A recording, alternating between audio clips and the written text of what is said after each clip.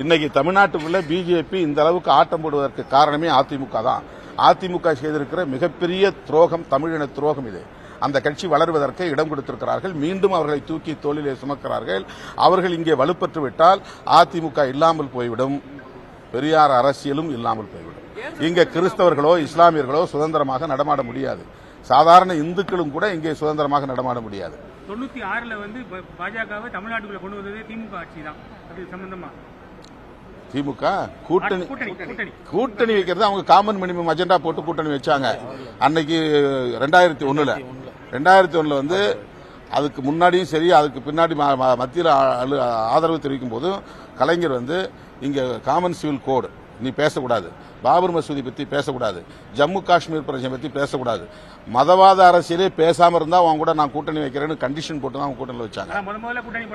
அது தேர்தல் கூட்டணி வேற. ஆனா அவங்க கருத்தியல்ல வந்து இந்த மாதிரி நான் பிராமண கடப்பாறை எடுத்து இடிக்கிறேன்னு சொல்லலையே.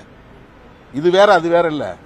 நான் பெரியார் அரசியலை பேசிக்கிட்டு கூட்டணி வச்சுக்கிட்டு ராமர் என்ன என்ஜினியர் படிச்சவரான்னு கேட்டவர் கலைஞர். அங்க நீ பாதம் சேது பாலம் கட்டிருக்கிறீ, அது வந்து அனுமான் போட்ட பாலம்ன்றீங்களே, ராமர் கட்டின பாலம்ன்றீங்களே, அது என்ன ராமர் எந்த கல்லூரியில் என்ஜினியர் படிச்சவர் கேட்டவர். அப்போ பிஜேபியோட கூட்டணியில் இருக்கிறவர் தான், பிஜேபியோட நட்பா இருந்தவர் தான். அவருடைய தலைக்கு வந்து விளை வச்சாங்க அன்னைக்கு. அதனால அந்த கல்கை, அதாவது தேர்தல் ஓட்டுக்காக கூட்டணி வைப்பது, அதே நேரத்தில் கருத்தியலில் உறுதியாக இருப்பது. ஆனா இவங்க கருத்தியல் அடிமையாக மாறி இருக்கிறார்கள். அந்த பிஜேபி பேசுற அரசியலே பேசுறாங்க, RSS பேசுற அரசியலே பேசுறாங்க.